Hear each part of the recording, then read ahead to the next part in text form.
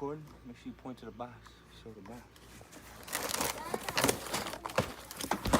As you guys can see, I picked up this set of rear air struts on Amazon for around, it was a little over $300 for a pair of them. They look to be pretty good quality.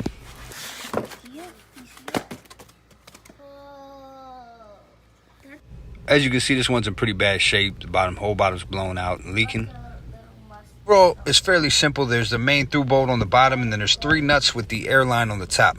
And you will have to make sure the jack stand's set on the frame, because the control arm, you will have to adjust the bottom control arm to actually get it out. And make sure to take your time with the copper air fittings, because obviously they're very soft and easy to cross thread and damage. And I was still getting a code, so I went ahead and actually took out this rear valve block and the middle valve block, as you can see it right there, to actually clean and try to... A lot of people are saying the dissonant from the compressor actually clogs up these valve blocks sometimes. So let's go ahead and show you how I actually disassembled and cleaned out these valve blocks. So pretty simple. These 4 star bit bolts through the top.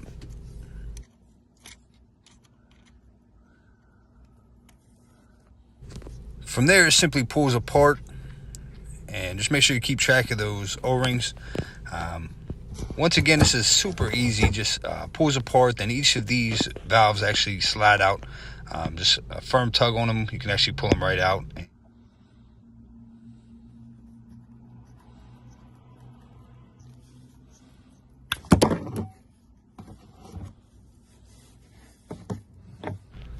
From there, you can disassemble them even further by pushing down on the black ring.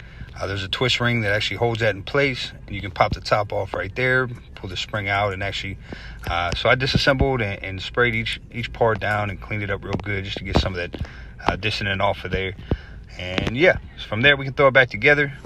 Same thing, just push the black ring inside and twist to lock it in place, and make sure all the O-rings are back in place, and put it back together.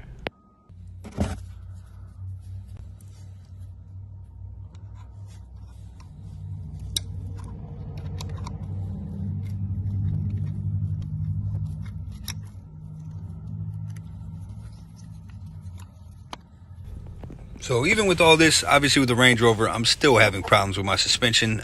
Just throwing a code saying failure to vent galley. But at least I've ruled out and eliminated these issues.